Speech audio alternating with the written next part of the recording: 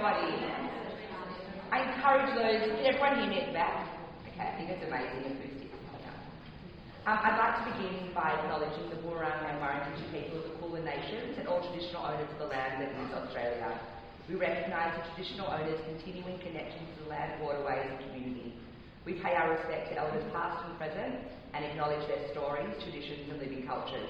As Jewish women, we specifically honour and acknowledge First Nations women who, like our matriarchs, are strong, brave, determined and resilient. I would also like to acknowledge the traditional owners of the land of Israel, the Jewish people. It has been 306 days since October 7. We pray for the safe return of our hostages and brave IDF soldiers. May this all come to an end and peace be restored. Amen. Whew. Okay. For those of you that don't know me, my name's Lisa Ezekiel. I am the CEO and National Council of Jewish Women, one of the partners here tonight. So, welcome to our special event dedicated to raising awareness about endometriosis, a condition that affects millions of women worldwide. Nearly 1 million women experience endometriosis. It affects about 1 in 9 women by the time they're 44 and can cause excruciating pain. According to the co-founder of Endometriosis Australia, endometriosis is still an enigma. We provide a space tonight where we can share experiences and discuss why this is. This event was born off the back of an advocacy committee meeting. This was part of our organisation, one of our pillars is advocacy. And this event was born off the back of a landmark move where the Victorian government launched an inquiry into women's pain and experience within the healthcare system. This long-awaited review acknowledges the concerning reality of many women. Their pain is often dismissed, minimised or misdiagnosed. As advocates for Jewish women and women more broadly, National Council of Jewish Women is thrilled to be partnering with the Australian Jewish Fertility Network tonight to shed light on the challenges faced by those living with endometriosis, to share valuable insights and expert discussions. We aim to deepen our understanding of this often misunderstood condition and explore ways to improve the lives of those affected. Thank you for joining us for this really important event. I'd like to introduce Sarit from the Australian Jewish Fertility Network.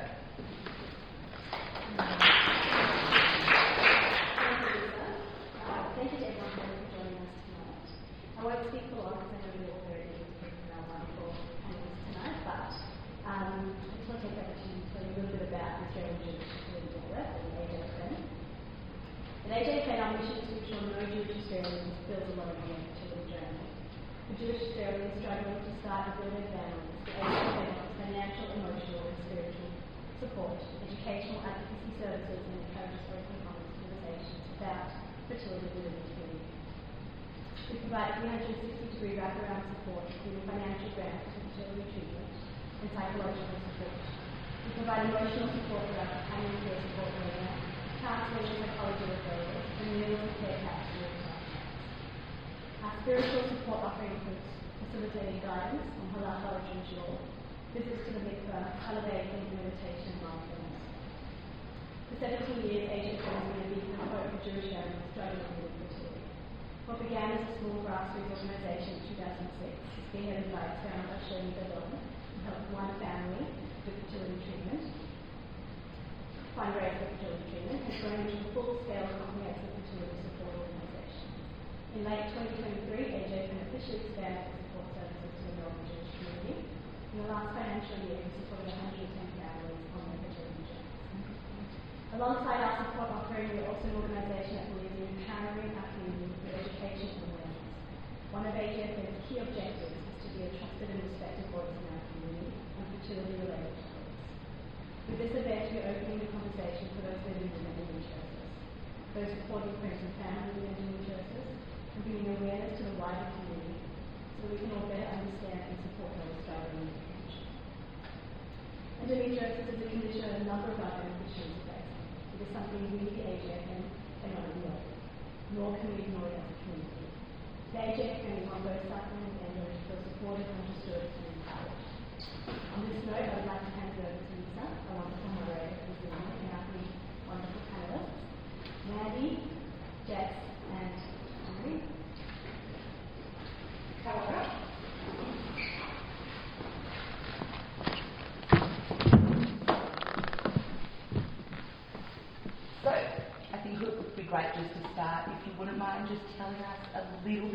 each of yourself. We'll start with you, Marina.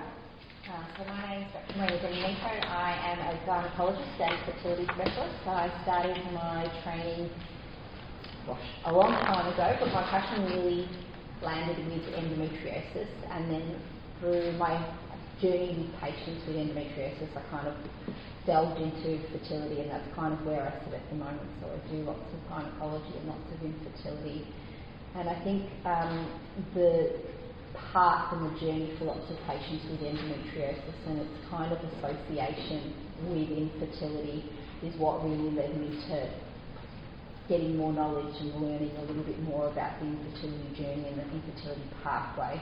And now I can do a lot to help women through that journey, not just through their gynecological conditions, but also through fertility. Jess. I'm Jess Brown. For the purposes of tonight, I'm 1 in 9. Imagine there might be some others among us that also think of themselves as that 1 in 9. I'm really proudly a mum to 2 girls who, in the context also of this discussion, are my miracles, because really I didn't know that I suffered from deep infiltrating endo until I turned 40. So to have been through that journey and have 2 daughters who stand alongside me now is remarkable. Outside of my endo journey, I guess, a creative director and strategic leader, I work in the arts, cultural and community spaces. I consider myself a really, really proud advocate for holding on to hope when it comes to endo. And really, really so grateful for these 2 organisations to be bringing light to the condition tonight. Thank you, Jess. And Mandy. Hi everyone, I'm Mandy Azule. I'm an integrated Chinese medicine practitioner. I'm also a mum of 4 kids, and I would say that going to work is a real hobby, and I love the work that I do. Over the 18 years of doing what I do, I have supported young women who might come off the pill, and when I have asked them about their periods and they say that they've got really painful periods and the reason why they went on the pill was for painful periods, I know there's a red flag, and straight away there's a referral to a gynaecologist like Dr. Marina. But I would say that now working at a fertility clinic, a lot of the patients I see are more in Jess's case, whereby they're either finished having kids and the endo is really bad and it's about pain management, or it's supporting them with their fertility treatment and helping with the stress and inflammation. So I put on different hats depending on who's presenting in front of me and what their journey is, and my job is to support them on their journey and collaborate with their medical team. What a panel, right? So I think a great place to start is to bring everyone up to speed on what endo is, because maybe not everyone here has a great idea of what it is. So I'm going to ask Dr. Marina to give us endo in 2 minutes or less. Ooh, I didn't know that. Alright, so I guess 2 minutes or less. Endo is a chronic condition, so once you get diagnosed with endometriosis, you will not get rid of it, and it's going to be a long journey for the management of it. But essentially, it's cells that line the cavities of the uterus, which we call the endometrium, and these cells are very similar, but they're present outside of the uterus, and they cause inflammation, and through the inflammation that they can cause things like pain with intimacy, changes to the bowels and the bladder. They can cause fatigue. They can cause mental health concerns. And actually there is a proportion of patients that will have no idea that they've got endometriosis, and they will have an incidental ultrasound or a CT scan for something completely different, and that will be how they get diagnosed with their disease. Okay? So everyone is so completely different, and your journey will be different from the person next to you, and the symptoms that you experience will be different. And it's about recognising that we are all different, and that severe pelvic pain is not normal, and that we should do something more about it. Thank you. So I think what I'd really like to do now is, if everyone's feeling comfortable, And just remember, if anything does trigger you here tonight, to please get some help afterwards as well. We can provide you with support too. I'd like to hear your story, Jess, and if you're happy to share with everybody. Yep. And thank goodness for good help, because I don't think I'd be able to tell my story without an amazing therapist. But equally, and I'm sure it's something that we'll get to, also the support of family and friends, which for those who suffer with endo, they are your lifeline. My apologies in advance for the emotion, because I haven't spoken publicly about my journey up until tonight, or the brief that we had a couple of weeks ago. I think I always knew something was not quite right within my body. I was the teenager that was put on the pill very, very young, mainly because I suffered from terrible period symptoms, which I realise now were very much red flags. So I would wake up and I would have flooded my bed. I would pass enormous clots. I would feel nauseous, lightheaded through my cycle. And when I went to our family GP, they put me on the pill. And like many in the generation that I was, we were just told that some people have bad periods. And I thought I was just one of them. So I went on the pill, and remarkably, and I'm sure Marina and Mandy can attest to it, the pill did a very good job, a really good job for me. It masked a lot of my symptoms. It was a bumpy ride, as all teenagers on the pill will remember, but I lived quite comfortably to a point, or at least what I thought was comfortably through my cycle, remembering that I was under the impression that periods weren't meant to be easy, and every month you would bleed and it would be somewhat uncomfortable. Into my 20s, I started to have more extreme symptoms that led me to see a number of doctors. I had gut issues and bowel issues. I suffered from migraines. I suffered from terrible nausea and vertigo. I had a very, very long extended period of glandular fever that I just could not recover from. And again, I was just told that these were a number of coexisting, strange, random illnesses, and I must have just been really sickly, or so I thought. I continued to go to my GP and tell her that something didn't feel right, and I was continued to be told that I was fine, and there was really no point in exploring it any further. I was never referred to a gynaecologist. No one ever asked me about the extent of the symptoms that I felt through my cycle. I had pain in certain tampons. I had pain through intercourse. I had pain passing bowel movements. My bladder felt uncomfortable at various times. I would lie on the bathroom floor in extreme gut pain and was told I had parasites, so they blew my stomach up with extreme antibiotics, and still no one suggested that there might be something else going on. I went off the pill. I miraculously, or so I realise now, fell pregnant really easily with my two girls. I had a miscarriage in between them, but that's really normal, and I didn't think anything of it. I had very healthy pregnancies, apart from feeling that they were trying to kill me on the inside with my morning sickness. And now I know them very well. I'm not surprised by their stubbornness. And I delivered very naturally, very easily. I didn't go back on the pill because I just had a sense that the hormones and me weren't friends. And I'm really glad that I didn't, because what I discovered over the course of my 30s was that the extreme symptoms that I had continued just to get worse. And then COVID, and then the Pfizer jab.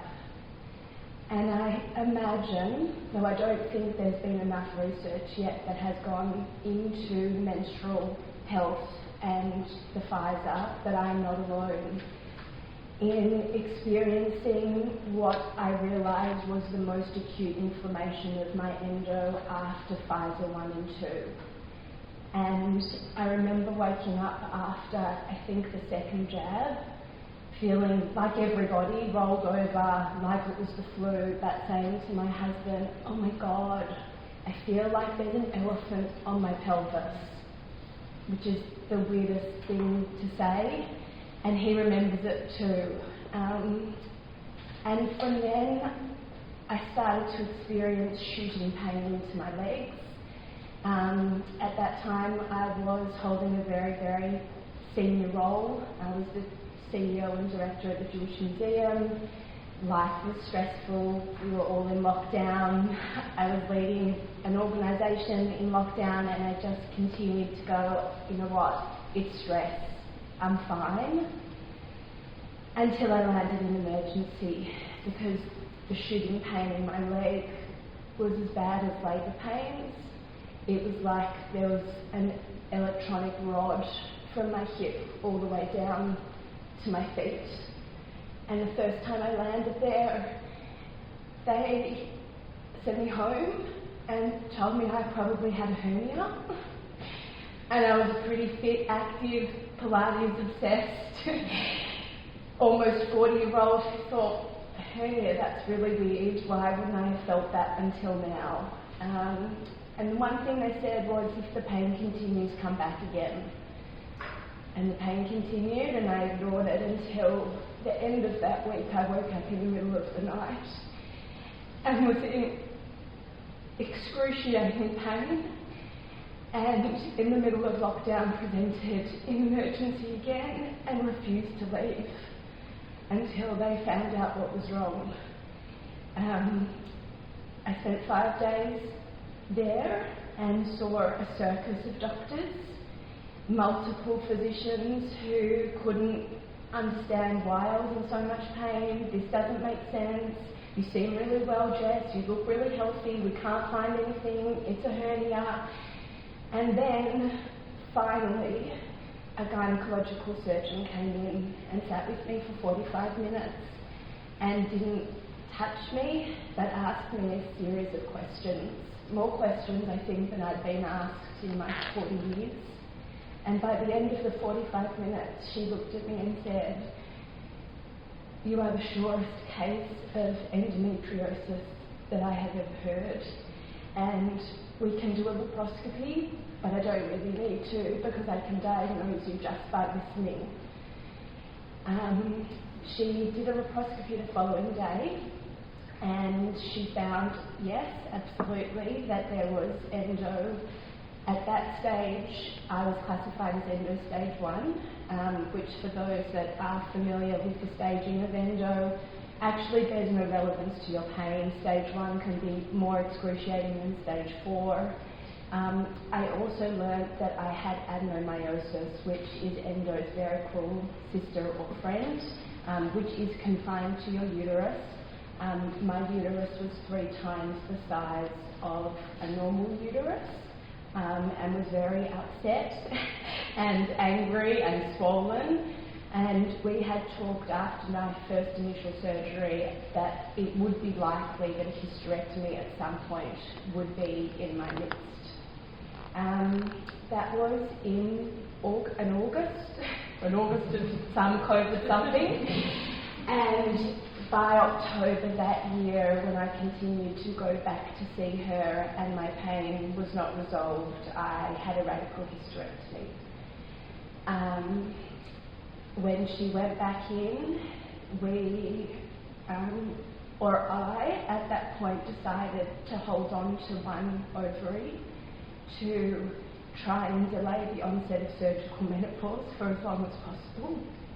And I was under the impression then that the endo had been fully excised, and that with the removal of my left ovary, my uterus, my fallopian tubes and my cervix, that I would be on the path to health and wellness and recovery. 12 months on, I was still in excruciating pain and was nowhere near the wellest version of myself, and thank goodness for multidisciplinary teams. I had been seeing an acupuncturist who herself suffers from endo, who continued to see me month to month and say, Jess, something is not right. For as many surgeries as you've had in a short amount of time, you shouldn't be feeling the way that you are. So she recommended a second opinion specialist for me to see. And I got to see him very quickly, and I hobbled into his office, and I say, hand on heart, he saved my life, because he took one look at my images from the most recent surgery and said, Jess, I can tell you where your pain is, because you are riddled with endometriosis still. So he took me in for what was then the 4th surgery in 12 months, because I had had a vaginal cuff tear straight after my hysterectomy, and had been admitted into emergency surgery for that. He re-performed the hysterectomy and found that my bowel and vagina had fused together. I was wrapped in adhesions, and my right ovary was immobile and also wrapped in adhesions.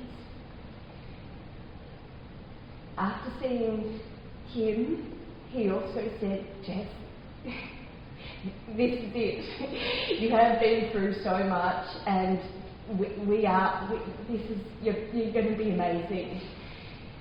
And I went to see him after my 12 weeks of recovery, and again hobbled into a surgeon's office, and he looked at me and said, something's not right.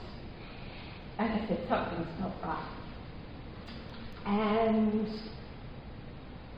a week later, I had my 5th surgery within 2 years, and he removed my right ovary. That, once he removed it, he discovered had more deep endo beneath it. His initial surgery reclassified me from stage 1 endo to stage 4. So again, the staging really, interestingly, even from a patient's perspective, is confusing, but from a medical practitioner's perspective, depending on the doctor that you see and the excision that they do and the eyes that they have and the gold standard that they hold, I had always been a stage 4 endo patient. I just wasn't seen by the right doctor initially. The best part of the story, because all endo sufferers deserve a journey that has hope, is that I am now just over 12 months or a year and a half since that last surgery. I'm in surgical menopause. I wear an HRT patch every day. I apply testosterone cream every day. I don't have a reproductive organ left, but I am the wellest that I have been in 43 years. And I think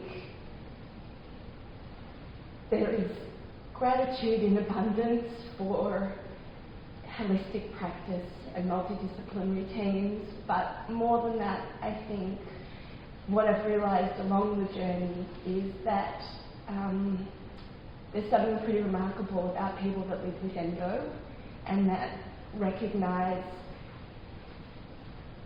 that their pain is real. And maybe it's something we'll talk about also, that you go for a long time almost doubting yourself, and Marina, you know, that kind of association of mental health alongside endo is so real, because until you have a doctor tell you that you do have endometriosis, there is a huge amount of doubt. Or I'm just sickly, or my pain's imagined, or it's normal. But I hold on to hope that they find a cure, and that I'm one of the lucky ones, I think. Thank you so much, Jess. Really important for us all to remember that every endo journey is different, right? So this is Jess's story, this is her experience, and we are so grateful for you sharing it with us tonight, really. But every endo journey is different, and that's why in the beginning when I spoke about endometriosis being an enigma, because it presents so differently. And I'd love to hear from you, Mandy, in the different ways that you see it present when people come to you. So like I mentioned right at the beginning, I spend a whole hour with the patient first up, and probably a third of that is about their menstrual health. From the very first period that she got and the whole journey. And the moment there is a red flag, Jess listed quite a few, there's a direct referral. And often at this point, a girl will present with her mum, and she may not even be presenting for bad period pain. She may be coming because at a certain part in her cycle, she can't get out of bed and she's depressed, and or it might be because she's had chronic fatigue from glandular fever, or it might be for IBS.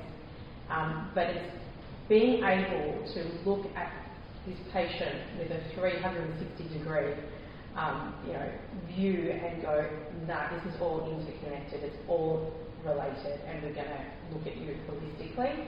And sometimes I see myself as a bit of a concierge. I say, go see this doctor. Yes, we need to rule out that it's not celiac or Crohn's. Go see a gastroenterologist. So right at the beginning, that's how it presents. Then the next type of patient is someone who comes off the pill. I want to prepare my body for pregnancy. Again, I'll ask those same questions. And if they haven't conceived, depending on their age, so if they're young, I give it about 6 months, but if they're older, then pretty quickly I will refer them for fertility workup with a gynecologist. And usually, and Marina, you can confirm this if I'm correct, if there is a hunch, if the doctor has a hunch that there's endo, they do a laparoscopy, they remove the estrogens, and fertility is the highest it will be for the next 4 months, would you say? 3 to 6. Yeah, 6. So my role at that point would be to manage stress, manage recovery from the laparoscopy, and really help boost fertility from all angles, from a preconception perspective. And then there's the next kind of patient. Some of us in the room, we're finished having children, but there might be 10 years of still getting a period and not wanting to, for whatever reason, be on the pill or can't tolerate the pill, or the Marina doesn't agree with you. And so what are your options when you've got it? And it really depends on how much you can live with and how much you can't. I've got a gorgeous patient at the moment who every single period would be on the floor with padded in for, missing work, like excruciating pain, but she has been so committed to her recovery. Regular acupuncture, all the supplements and herbs, dietary changes, exercise. And I saw her today, she's had 2 menstrual cycles with no Panadol, no Nurofen, no nothing, but it's taken a long time and it's a lot of work. So there is no, with the kind of medicine I do, there is no magic fix, there's no quick fix, it's a commitment. But if you're not ready or not at the stage or not, Jess had to do what she had to do. There was like, but there are, there's, as Lisa said, there's lots of extremes in between, there's lots of, and there's lots of options that we can offer you. I'm sure Marina's got lots of treatment options as well. This is the thing too, we're talking about the fact that it's multidisciplinary care. I find that as a gynecologist, my role is small in really the treatment of endometriosis, and finally as a group of people we're moving towards a little bit more holistic care. It's patients like that, it's people like you, and it's the gastroenterologists, it's the acupuncturists, it's the dietitians, it's the pelvic floor physios, and we're working as a group to manage treatment, because I can excise part of the endometriosis, but it comes back. And there are other things in the pelvis that will cause pain. So your bowels are there, and any inflammation or dietary things that irritate the pelvic floor will irritate the endometriosis, will make those symptoms worse. The pelvic floor muscles, which are our muscles that support our pelvis, when we experience pain, those muscles get really tight. And when we experience pain a lot, those muscles stay really tight for a prolonged period of time. So getting the physios involved to teach us how to relax those muscles improves pain. Seeing the gastroenterologist, excluding celiac disease, looking at maybe a FODMAP diet to look at how to reduce the inflammation in the abdomen will help with all your endometriosis symptoms. The psychologist, there's just so many people that can be in your corner, that can be part of your treating team, and that's what we need to work towards, a group of us managing patients with endometriosis, because there's not one of us that can treat you completely. There's not one of us that is right for each person.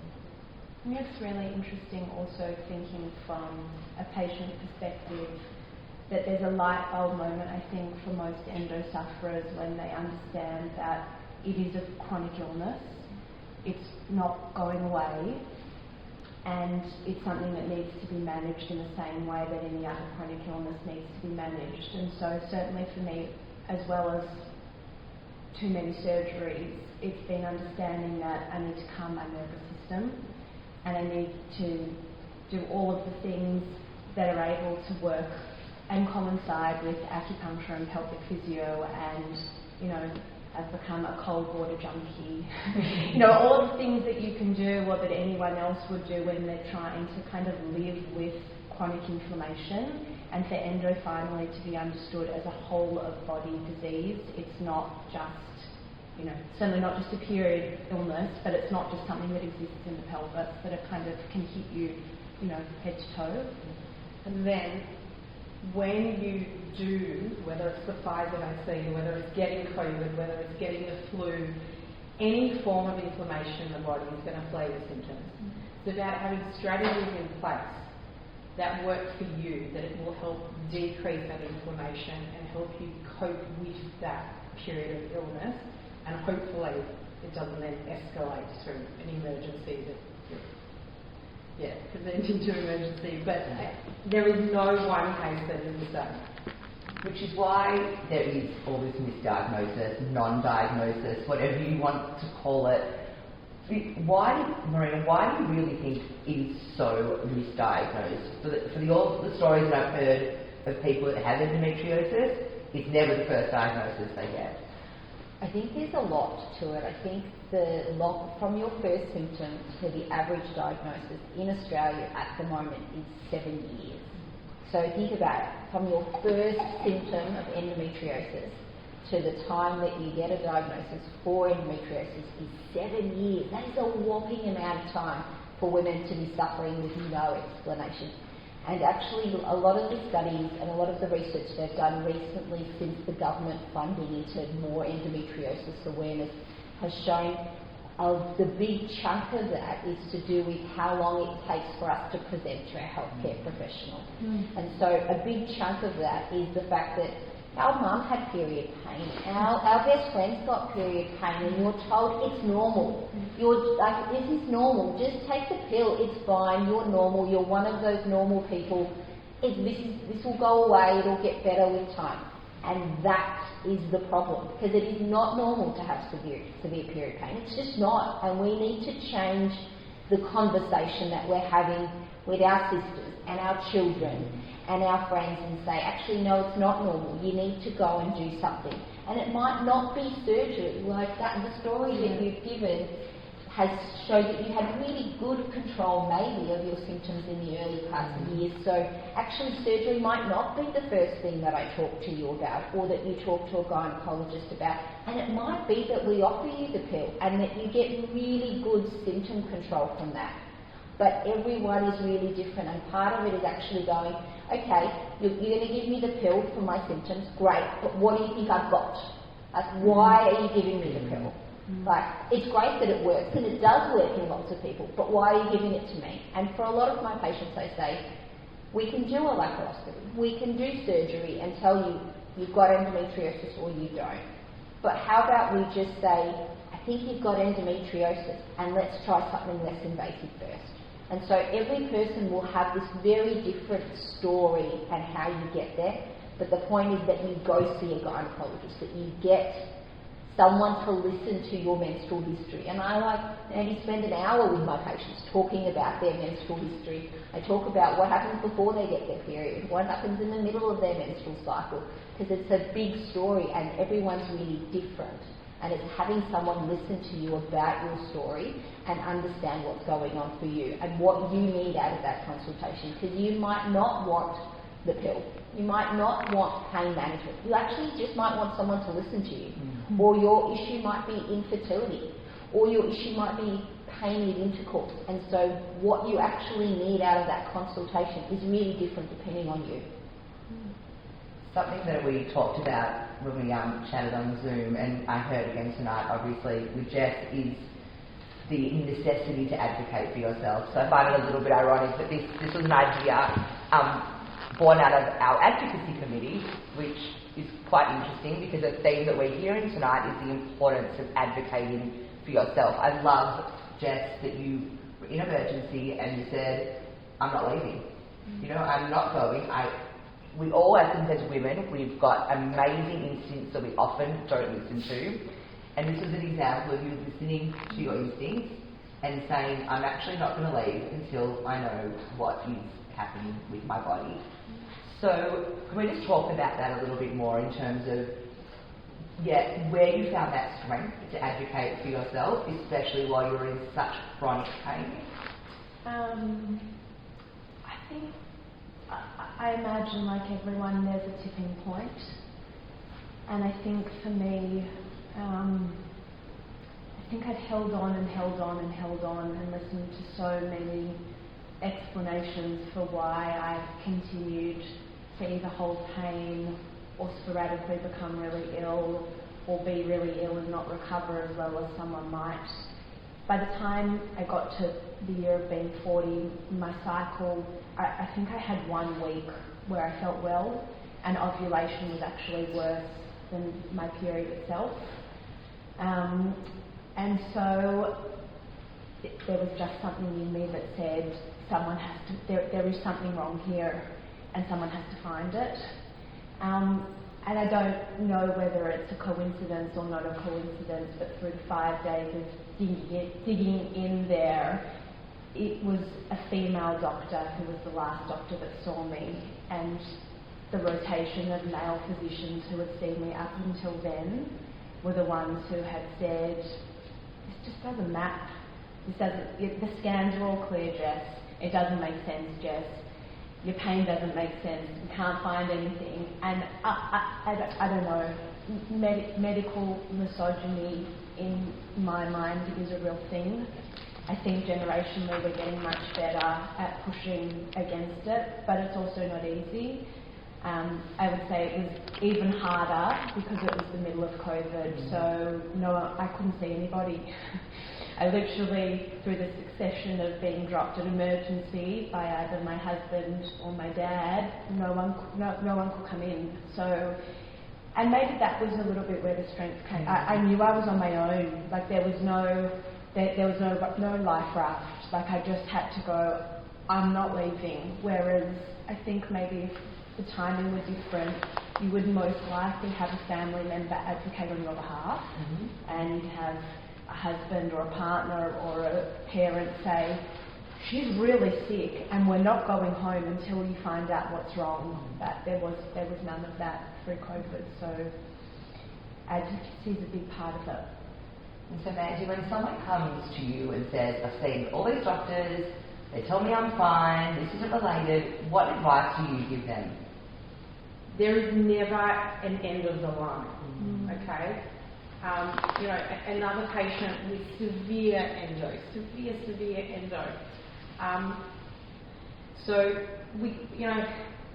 I hold a space for a patient, whether it's something clinical like needing an MRI or gastroscopy or laparoscopy or whatever, or a space where they can actually have quiet time during acupuncture with no phones, to just go inwards and start some healing or start some peeling away of that, like the layers of the onion. So, Lisa, I think in answer to your question, I'm there to help support them and encourage them to advocate for themselves and keep looking. And if ever they see a doctor that dismisses them or doesn't make them feel heard, tell them to get a second opinion, or a third or a fourth. Thank you. We talked about the stages not being indicative of pain or not correlating with pain. But how do you think that affects misdiagnosis and also the psyche of a woman as well? I think, hearing what Jess is saying, I think to hear that you've got stage 1 but you're on the floor and you can't move, I think for me, I can't speak, and I hear for Jess, it would affect my mental health in that you can't trust your instincts and you can't, you're listening to your body but it's not giving you the messages that you think it should be giving you. So, I'd love to hear from any of you about that. I think the staging of endometriosis is really harsh to women. So it's class stage 1 to 4, so it's minimal, mild, moderate, severe, and it does not in any way, shape or form correlate with the symptoms that you get. So I have women with stage 4 endo that have been an incidental finding. Just found on ultrasound, they have no particular symptoms, and I will be like really pedantic about questioning them about their symptoms. Nothing. Absolutely none. And I will have patients with stage 1, let's call it minimal endometriosis, which is the definition that we give, which I think is really mean, who are on the floor every single day. And it's to do with where the disease is. It's to do with its proximity to the nerves that supply the pelvis. It's to do with your perception of pain and your experience of pain. So we know in medicine that we can give the same painful stimuli to multiple people and the way that they will experience it will be different, because our life events influence how we experience pain. Our journeys will experience whether we're dismissed by people, what our family and friends behave like when we experience pain. What we've been through will determine how we experience that particular painful stimulus. And so everyone is different. And so the grading is just not in any way helpful to patients for their diagnosis. I think it should be, it's important for me, because if I'm doing some surgery for someone who I think probably has low-grade disease, in that I don't have to do extensive surgery, is a different procedure from a grade 4 endometriosis where I'm resecting bowel. Like, it's just different surgical planning.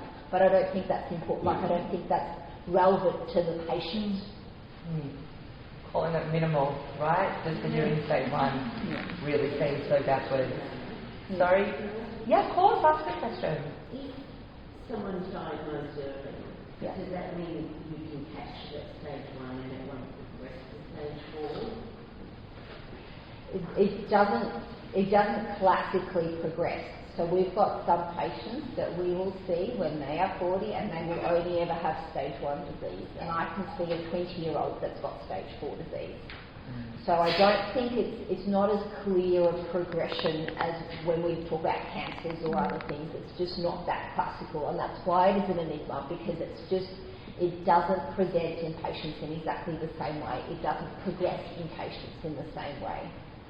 But take a 30-year-old with stage 4, if they've been, like, someone has caught them at 16 and they started complaining, would it stop the progress? Not necessarily, no. There are 16-year-olds that have got stage 4 in them. But to that point, it's something I wonder all the time. If someone might have considered endo to be the umbrella condition that I was suffering from, and I had had surgery earlier, would the extent of it have been as severe by the time I was seen at 40? And that, you don't, who knows? But, it's interesting, I think. And again, that feeling of being classified as stage 1 compared to hearing, actually, Jess, we've reclassified you as stage 4.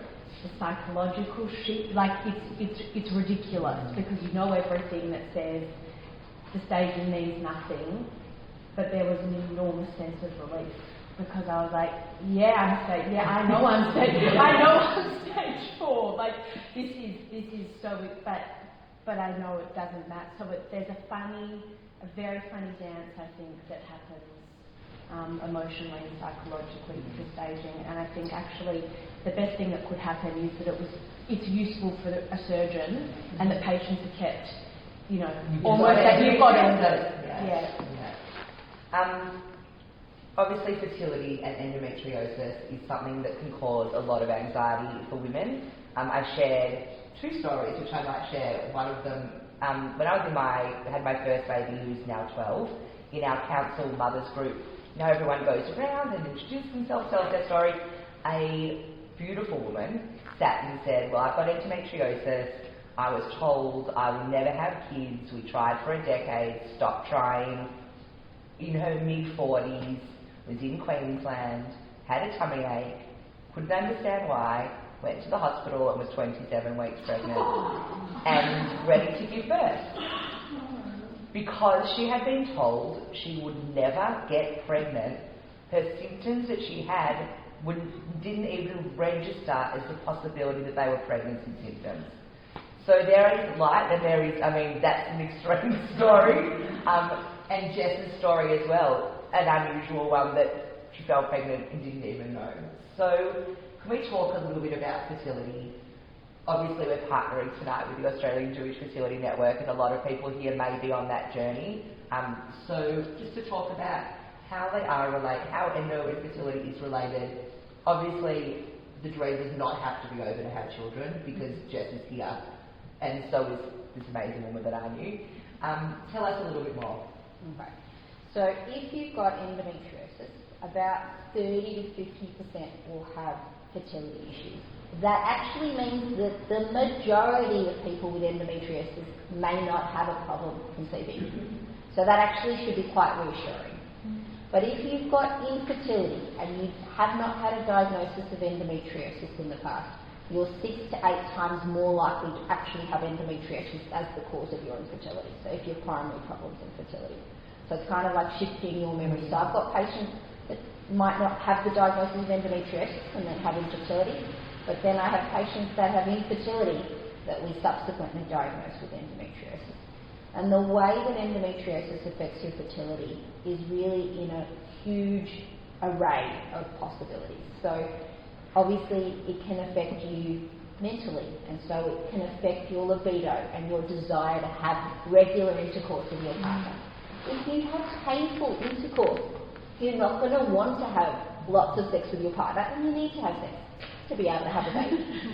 So it affects your relationship, because if your partner can sense that you have severe discomfort during intercourse or during intimacy, and it's worse at ovulation. And it's worse at ovulation. What are you going to do? Yeah, like, what are you going to do about it? Like, you're not going to be as wanting to try and have a baby. So it really affects you from that perspective. But we also know that, especially if you've got cysts in your ovaries or endometriomas, they can affect the quality of your eggs. Okay? The inflammation process from endometriosis can affect fertilization and implantation. And so endometriosis can really affect you in a wide variety of ways in terms of how it affects fertility. And so what would be some options? So someone has an endo diagnosis, they're having difficulty conceiving, it's been 8 months of trying, maybe not having as regular sex as they probably needed to because of all the things we've talked about, but it's not happening for them. What's the next step? So I think it really depends on where you are and your particular situation. We've spoken a lot today about how it's really individualised, but if you've got a diagnosis of endometriosis but you've never had surgery, okay, and we think you've got early stage disease, so that's stage 1 to 2, there is evidence to suggest that if we do a primary laparoscopy, so your first laparoscopy, and remove that endometriosis, that inflammation, that your fertility will improve for the first 3 to 6 months after surgery. So it will improve your chances of falling pregnant by yourself without you needing fertility treatments. Okay. For patients that are having difficulties with timed intercourse, we might talk about insemination as an alternative to talking about having regular sex, because what we're doing is bypassing that discomfort that you're having around ovulation. We might be talking about IVF for some of my couples. So some of my couples that are not able to have intercourse or aren't able to have intercourse around ovulation because they get lots of pain. The evidence would suggest that by and large IVF can bypass the infertility issues. And the evidence would actually suggest that if you've got more severe disease, so stage 3 or 4 disease, that surgery as a primary thing does not improve your chances of falling pregnant by yourself and doesn't change your IVF success. Okay, so it really depends on where you guys are in your journey, how long you've been trying for, have you had surgery before, what's the main problem that's causing, is there other factors that are affecting why you have trouble falling pregnant? Because endometriosis itself, although it doesn't lower your fertility, it might not be the only problem for you guys as a couple. And if there are other factors, it will affect the counselling and the advice that we give you. And so Mandy, when someone comes to you and says, this is where I'm at, I've got this diagnosis, I don't want to start IVF yet, what are some of the things that you would be suggesting? So I'll always refer them for a sperm analysis, because that's going to be a third of the problem. We've got to rule that out as a potential problem, because unless there's a medical reason why he's got poor sperm can be improved really quickly with really easy intervention. So I say too, the men, you might have, grade 1 primary school swimmers. We can make them Olympic swimmers. Give me 3 to 4 months, and you do a before and after sperm analysis, and you can see that they're swimming better, they're looking better. So that's like an easy thing to do. The other, it's a life that it puts some responsibility back on to the man as well. I just think listening to Jess's journey and how nice you could be your turn to have a Jess. It's not maybe just me. Yeah. And so that takes the pressure off the female. She may know I've got endo. A doctor's planted in my head. I might have trouble falling pregnant. Well, let's optimise him. Let's optimise her overall well-being. Make sure vitamin D and iron and B12 and stress and thyroid and everything is optimal. And decrease inflammation. And also look at environmental things. So I do a whole session on plastics and endocrine disruptors in our environment, because all those plastics and fragrances and stuff actually act like estrogen. They mimic estrogen, and endo is an estrogen dominant condition, and so I'll do a whole education on that as well. And sex education. So let's look at cycle. How many days you cycle? Let's work out your fertile window. Let's talk about how to have sex, how to have comfortable sex, what lubricants to use, all those sorts of things, because if we can cover all those things, by the time they may then start IVF, if they need IVF, then they really do need IVF. And they're in really good shape. And they're in really good shape. Their body's optimal and they're united as a couple. We all know that parenting is, you've got to be a couple, and for some people that only a lot. Yeah. But for some people it only starts the moment the baby's born. For others, I say it's right at the beginning. You have to be a team right at the beginning for that preconception care journey. Which brings us to a very important topic of support. So I'm sure I can see all different people here tonight, and I think from what I've heard from Jess, and it sounds horrible that you had to be there on your own during COVID, but from what I understand, the people around you are really, really important. I'm not talking medical people. Tell me some of the things, if you could wave a magic wand, what would the perfect support look like for an endometriosis sufferer? I've been so good, I feel like I'm going to get emotional again. Because really support, I think,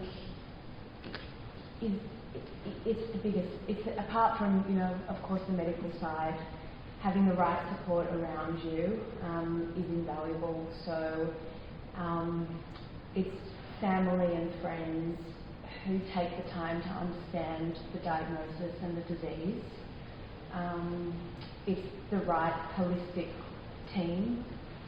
I think there is still a way to go with the destigmatisation of endo and the language that is given to it and the conversation like tonight and the vocalisation and the loudness. And thankfully we are, I think actually, you know, when we're in the midst of a spotlight on endo, I think within the zeitgeist, for whatever reason, and amen to that, we need to be better at talking about sex, we need to be better at talking about menopause, we need to be better at talking about endo, all of which, unsurprisingly, relate to women. We need to be better at talking as women, to other women, but to men as well. I think ultimately though, and this is something I've had to learn in my 40s, anyone with endo is learning about being kind to yourself. And that the support has to come from you in the beginning, that this is a chronic disease and there will be days where you feel dreadful, and that's okay. I think it's no coincidence that a lot of endo sufferers are also a particular personality type from all of the sufferers I know, and learning to hold space for yourself and understanding what you need, whether that's from within or externally, and asking for help or support. I think that's the biggest thing. And I really think our generation are the warriors that are going to start that. I really hope that our daughters and our, the next few generations aren't going to have that same stigma of not being able to talk about their period. I was just talking about this the other day, that I got outed when I got my period. I got it on outdoor ed camp in year 8. Frightened later. There were no toilets, there were no bathrooms, and some horrible year 8 girl decided to tell all the boys that I got my period. These days, it's not a thing. I've got a 12-year-old and he's like, Mum, are you on? I'm like, So I think some of those barriers are being broken down, thank goodness. I think men are much more in tune with their wives, and it's not like, she's got her period, stay away from her for a week. It's really about, would we all like to just go to hotel chats for a week still? But I think the next generations, I'm really hoping the misdiagnosis, the just being accepting we've got horrible periods, or heavy periods, or painful periods, isn't going to continue. And I think hopefully events like tonight, you go home, talk to people about it, tell people you went to an event about endometriosis, and explain to them why it's important for us to shed light on this situation. I think we're almost out of time. I don't even know. Can I interrupt you for a second? Please. The workplace. Yes. Most people find the most stress in having to tell their boss that they can't come to work because they're in so much pain, or they're flooding and they can't leave the bathroom. And It's even worse when you are the boss. Yeah. It's like a terrific, like that sense of, it's really hard. But what I have noticed is, if it's a male, if it's a female with period pain or a fertility journey and needing to go to lots of appointments for IVF, for example, if she has a male boss, he's fantastic. He's like, don't tell me, I don't want to know, take the time off, work from home, just don't give me the details. The females, if they haven't had their own children, actually can be quite nasty. It's not pain, just take a Panadol, take a Napro, you'll be fine. And I don't want to generalise, but I am, because I've noticed a trend. This is a safe place. And so I think advocating for women in the workplace is really where society needs to head. But also, it's got to be nice to each other. If we're not nice to each other, then you can't expect other people to do so. So we've just got to be kinder to other women, I think. And thank goodness the government is throwing some money at this. I think the survey may have closed, but hopefully people in this room who experience endo have actually participated in the survey. That was something that our advocacy committee tried to get out to the community, because without women's voices, nothing will change. I can see that from here tonight. Stories like Jess's, even our amazing doctors and practitioners as well, have to be advocates for this disease. We all need to be. So, with that, does anyone have any questions?